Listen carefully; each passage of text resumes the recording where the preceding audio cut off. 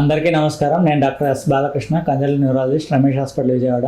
ఇవాళ మనం న్యూరోపతి లక్షణాలు, వాటి ట్రీట్మెంట్ గురించి నేర్చుకుందాం. న్యూరోపతి వయసు పెరిగిన కొంది షుగర్, బీపీ ఇలాంటివి ఉన్న వాళ్ళ వల్ల న్యూరోపతి కామన్ జబ్బు అయిపోయింది.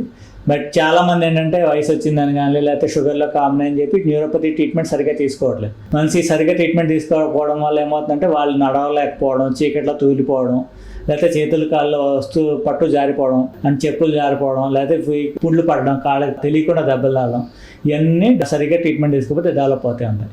సో న్యూరోపతి అనేది ఎన్ని రోజుల్లో వచ్చిన దాన్ని బట్టి ట్రీట్మెంట్ మారుతుందండి. ఎక్యూట్ అంటాం, అంటే 2-3 వారాల్లోకి వస్తే కొన్ని ఒక విటమిన్ డెఫిషియన్సీ కానీ లేకపోతే జీబీఎస్ అనే ఒక సిండ్రోమ్ ఉంటుంది, లేకపోతే వైరల్ ఇన్ఫెక్షన్లో కూడా కొన్నిసార్లు ఇలా ఎక్యూట్ రావచ్చు, న్యూరోపతిస్ రావచ్చు.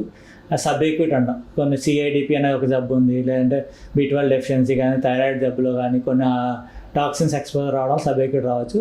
క్రానిక్ న్యూరోపతిస్ అంటాం, క్రానిక్ న్యూరోపతిస్లో సిఐడిపి అనే ఒక జబ్బు ఉంటుందండి, లేదంటే జెంటికల్, కొంతమంది ఫ్యామిలీలో జెంటికల్గా న్యూరోపతిస్ కూడా రన్ అవుతూ ఉంటాయి. సో ఇలాంటి వాటి జబ్బుల్లో క్రానిక్ న్యూరోపతిస్ అంటాం. అండ్ కొంతమందికి హార్మోనల్ ఇంబ్యాలెన్స్ లేకుండా ఎంజైమ్ డెఫిషియన్సీస్ కూడా క్రానిక్ న్యూరోపతిస్లో ప్రజెంట్ అవ్వచ్చు. ఏదేమైనా న్యూరోపతి వచ్చినప్పుడు మనం చెక్ చేసేది ఏమైనా ఫ్యామిలీ హిస్టరీ న్యూరోపతి ఉందా చూస్తాం, లేకపోతే షుగర్ ఉందా చూస్తాం, థైరాయిడ్ అలాంటి ఏం జబ్బు ఉందా చూస్తాం, విటమిన్ డెఫిషియన్సీ లేదంటే ఎనీమియా కానీ లేక కిడ్నీ ప్రాబ్లమ్స్ అలాంటివి ఏమైనా చెక్ చేసుకుంటాం. And type of severe type న్యూరోపతిని గ్రేడింగ్ చేస్తామండి. న్యూరోపతి గ్రేడింగ్ స్కిల్స్ ఉంటాయి. సో దాన్ని బట్టి ఎంత సివియారిటీ ఉంది ఆ గ్రేడింగ్ని బట్టి మనం టైప్ ఆఫ్ ట్రీట్మెంట్ ఇవ్వచ్చు.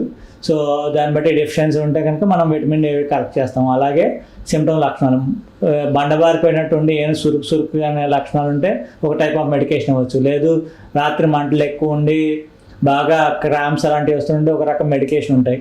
సో ఏదేమైనా సరే ఆ టైప్ ఆఫ్ న్యూరోపతి వర్కప్ చేసుకుని మనం సరైన మందులు వాడి, అండ్ అలాగే అలా ఇప్పుడు షుగర్ వల్ల న్యూరోపతి వచ్చింటే షుగర్ కంట్రోల్ చేసుకోవడం, అలాగే లైఫ్ స్టైల్ మోడిఫికేషన్, ఆల్కహాల్ అలాంటివి కానీ లేకపోతే స్మోకింగ్ అలాంటివి ఎలా ఉంటాయి అవన్నీ కూడా మనం మాన్పించడం. అండ్ రెగ్యులర్ ఫిజికల్ యాక్టివిటీ, అలా ఎక్సర్సైజ్ లేకుండా సెడెంటరీగా ఉండడం వల్ల ఇంకా న్యూరోపతి లక్షణాలు ఇంకా వర్సన్ అవుతూ ఉంటాయి. సో అలాంటి వాళ్ళకి రెగ్యులర్గా రీహాబిలిటేషన్ చేయడం, అండ్ సఫిషియెంట్ న్యూట్రిషన్ ఉండేలా చూసుకోవడం, అండ్ టైప్ ఆఫ్ అవసరమైతే ఇంకా మరీ వర్కప్ కావాలనుకుంటే అలారం మొక్కకు తీసుకొని పరీక్ష పంపించి ఆ టైప్ ఆఫ్ న్యూరోపతిని బట్టి మనం స్టిరాయిడ్స్ అలాంటివి కూడా వేరే ఇంజెక్షన్స్ కానీ పెట్టి మనం న్యూరోపతిని ఆల్మోస్ట్ 70-80% మందిలో సరైన ట్రీట్మెంట్ ద్వారా కంట్రోల్ చేయొచ్చు. సో ఇలా మనం 6 months to 1 year సరైన కోర్స్ వాడుకుంటే కనుక మేజర్ ఆఫ్ న్యూరోపతీస్ని డిజేబుల్ కాకుండా ఆపచ్చు. అండ్ ఇలాగే న్యూరోపతి కాకుండా దానివల్ల వచ్చే సైడ్ ఎఫెక్ట్ ఎలా అంటే తెలియకుండా పుండ్లు పడిపోయి కాళ్ళకి, సో ఆ పుండు హీల్ అవ్వకుండా ఉండిపోతుంది. పుండుకు కూడా సరైన ట్రీట్మెంట్, అండ్ ప్రెజర్ సోర్స్ రాకుండా కూడా సరైన చెప్పులు ధరించడం, అండ్ పీరియాడిక్గా కూడా ఆ పుళ్ళని చెకప్ చేసుకోవడం, ఇవన్నీ కూడా చాలా ఇంపార్టెంట్ అండి.